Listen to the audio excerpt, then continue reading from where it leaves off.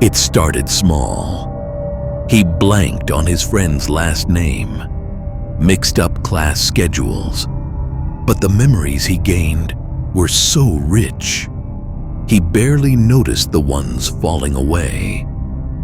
Then came the hallway, one he'd walked every day.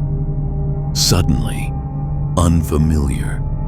The signs blurred, his breath caught, and for the first time, he realized he was getting lost inside himself. One more try.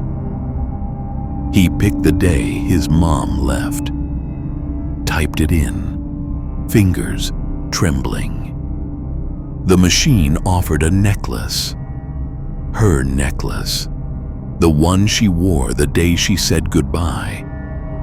He was pulled back, but something was wrong.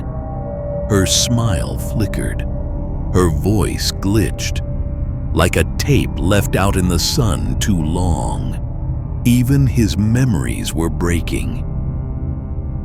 He looked down at the necklace in his palm. It glowed softly, familiar, but he couldn't place the face that went with it, couldn't remember why it mattered.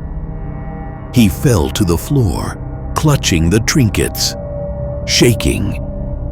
Who am I forgetting? He whispered, but the truth was worse. He was forgetting himself.